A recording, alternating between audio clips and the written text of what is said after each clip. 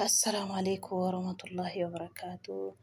الشمار كفوني أكم جرتو كبجمدوتا في جالة مدوتا إلا ما نورمو بقى جراتني بقى ربين سنجرات سيسا أكنا سنجيسي بقى جرتني ربين بقى جرتني تسنا إيجو ربين إبي أدا بشتا أدا ربين سنا إيجو والله ربيني نجا مناسم باسي gammachuutiin kolfitanii manaa baatanii wallaahi rabbiin gammachuutiin aafiyaa keessan muluutiin sinaa deebisu aalii keessanitti maatii keessanitti obboleessi keenya kuni akkuma argitan kana akkuma namaa tokko olii gadarreedee dalagatta dhukkuba tokko illee hin qabu. Kaleessa viidiyoo kana gadi gadhiisamee natu waraabbataa jira malee. Akka jedhee obboleeyyan keenya kaleessa kana akkuma nam tokko olii gadarreedeen dalagachaa ture jedhee galgala immoo dalagachaa olee manatti galee jedhee saayitiin manatti galu sanatti garaana ciniinee jedhe. Garaana ciniinee na dhukkubee jedhe. Na dhukkubnaan mana kiimii na geessanii jedhe. Mana kiimii sana deemee turree gara bariitti hubee jira jedhee tumachi jirru jedhee marmara waan hundaa waan isaan natti finneen jiru masaaraa jedhee achiitiin otomolii gadi jedhanii boodarra marmaranii hunda godhanii fixanii chaartii na godhanii hunda hoo fixanii farramuu qabdaa naan jedhanii jedhee nanna'ee jedhe sa'aatii kanatti yoo farramuu qabdaa farramtee opereeshinii ta'uu qabda wasannaan jedhanii nanna'ee jedhe anoo fayyaa koon fiigaa jira anoo dhukkuba tokko hin qabu duraanii jedheen deebee na'een eshi jedheen maal godhare mircaan koo hambiraa hin jiruutiin farramee jedhe yaa waan farramu ol nagashanii wasaan naqa qabanii bichaan beeka jedhe isaa booda hin beeku jedhe. Nama jechaniiru marfeetiin akkan isatti hin beekamne godhaniiru. Deebiin bakka achumarraan bakka sadii han opereeshinii isa godhanii jechuudha ol fuudhee agarsiisaa ture. Kaleessa na ila argitanii kaleessa kana fiigeen bakka dalagaatii manatti galee mudaa tokko hin qabu kuba tokko hin qabu.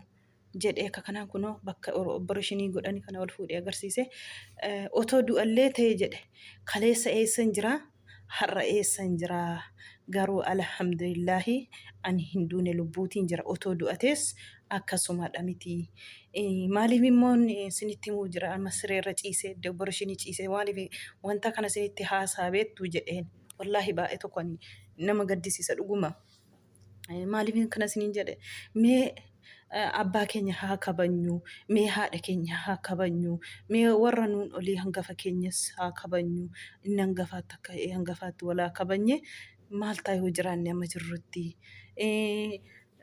waan hin taane silkii keessatti baanee waan hin taane jecha miidiyaa irratti baanee jecha waliin taane waliin maaf jenna maaf wal xiqqeessaa oolla addunyaan ishee amma nyaatanii jedhe wallahi dhuguma maaliif ani wallahi boo'ichaa qabachuu dadhabe dhuguma isaati maaliif yoo jettan amma adeemna amma hin jirru jechuudha amma argamu amma dhabamuudha hafuura baatanii deema wallahi laazim dhuguma isaati otoo du'ates deeme inni garuu alhamdulillah gaafa rabbiin murteesse malee hin ta'u hafuurri keessa jira fayyaa isaatiin kunoo dhukkuba isaa keessaa baasanii ol jedhee taa'ee haasaa jira rabbiin isaa haa fayyisu. Maaliif kanaan sinii fidee jedhee ufuma isaatiin haasaa namayyuu miti ufii isaatiin afaan isaatiin maaliif miidiyaa irratti baanee haadha keenya xiqqeessina miidiyaa irratti baanee abbaa keenya obboloota keenya haadholii keenya maaliif wal xiqqeessina maaliif waan hin taane haasaa oolla amma kana jirama amma kana hin jiramu deemtan kana duutillee dhuftee fakkaatu yoo fiigan kana dhukkubsannallee hin seeyamu jedhee dhuguma isaati wallahi. Amma gizee jedhu mee ilaala wakka kana miidiyaa irratti wal arrabsaa oolu wal xiqqeessaa oolu takka gara amantiin dhufuu takka gara gandummaan dhufuu takka immoo dubartii qullaa kaachisanii miidiyaa irratti gadhiisanii gara sanaan takka gara sanaan dhufuu hinuma gubanne kun hundinuu kutaa gara biraa hin jiru wallahi oromoo kana malee takka mee ilaala dhugaa rabbi yoo oromoo kana irra jirate komentii kana jala irra naa kaa yoo oromoo irraa kutaan gara biraa akkasitti jira yoo ta'e akka wal xiqqeessu kana akka Oromoo kanaan agarre haa wal fokkisiisu akka Oromoo kanaan argine. Maaliif ishee kana ilaalame amma mucaan kun kaleessa fiigaa jira. Galgala manatti galee garuma ciniinnaatiin hin qabamee jedha gizee odeessu. Hana akkasiifaa jira otoo boora akkam taanaa arrabni keessan kun wallaahi namni waanuma facaafate hammata jedhu Oromoon qalbii isinitti fakkaatina wallaahi waanuma facaafattan hammattu keerii yoo ta'es keeriima keessanii shirrii soote shirriima keessan jechuudha hinuma teessi wallaahi warri jecha badaa miidiyaa irratti bahee haadhaatiinis abbaatiinis gandummaatiinis maaliitiinis wal xiqqeessaa oolu wallaahi hin fagaatti malee hinuma fudhattu. Hinuma sinii kennamti wallaahi safaramtee sinii kennamti. Maaliif waan hin duune kana waan hin dhukkubsanne kana waanuma bakka waggaa miliyoona kana addunyaa kanarra jiraatan isaanitti fakkaata jechuudha. Hin beekanii bare otoo immoo du'a kana sodaannate otoo yaa rabbi akkam taana boru maaltu taa'ee nu eeggata gara kamitti adeemna ta'a maaltu nutti dhufata otoo jedhama ta'e ilmi namaa otoo kana beeku otuma beeku boo'aatti adeema jechuudha. Gariin hin beekaa otuma beeku boo'aatti gadi bu'a wallaahi. Maaliif otoo yaaddan bareedduudha wallaahi ammallee mucaan tokko bakka warii eegutti otoo walii gada deemee barahaa keessatti jechuudha. Ulee harkatti baata wallaahi akka taa'e sanatti achirraan gadi kufee hafee jechuudha biyya Oromaa keessatti.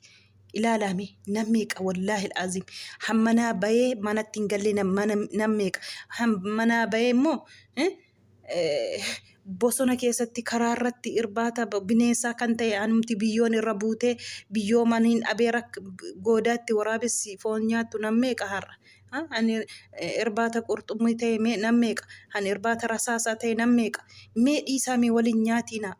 Walii xiqqeessuu dhiisaati mee du'aayii rabbitti galgalaamee wallaahi amma yoomiitti wal xiqqeessuun takka qullaatii wal xiqqeessuudha takka wal waraabee achi wal kaayee wal xiqqeessu amma booniyyee kana wallaahi ani ittuma dhiise maaliif bakka nama saqas meeqa fatanaa meeqatu itti dhufaa jira fakkeenyaaf booniyyeellee fatanaa meeqa otoo waan akkasii maaliifan gizee hunda kana Oromoo bira malee waan akkasii hin jiru inni siniin jedhu.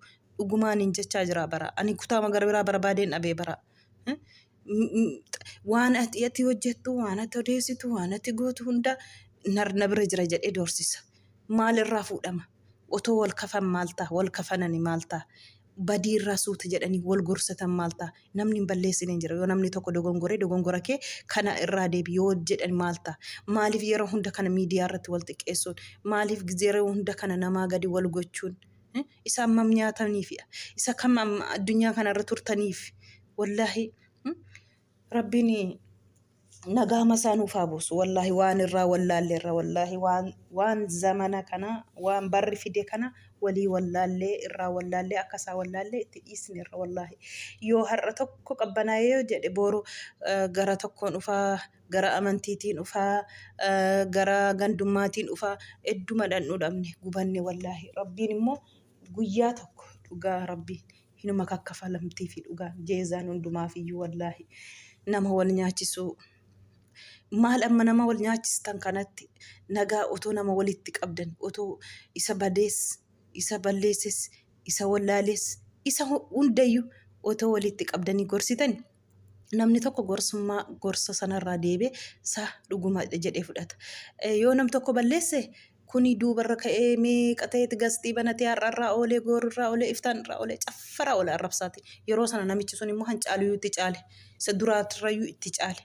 Kanarraa yaa obboleessa koo dhiisi yaa obboleettii koo dhiisi kanarraati jettanii wal deebisuu otoo beektanii gastii keessan banattanii namarraa caffaruu gastii keessan banattanii nama arrabsaa ooluu rabbiin sinaa qayeeshu anuma wajjin yaa rabbi sinaa qayeeshu wallaahi laazim.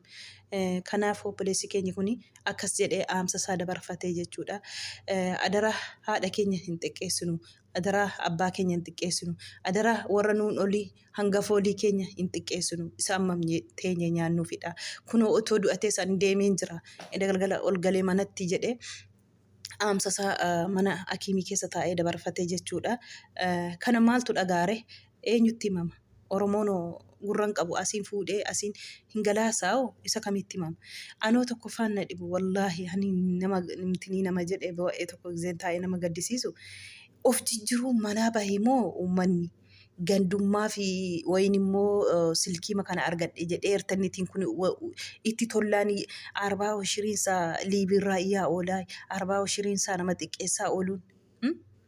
Yoo tushitaa tokko argate gorsee irraa deebisu akka allaattii intinii irratti wal loltu foon irratti akkasuma asiin sarsiisa asiis wal cicciniina.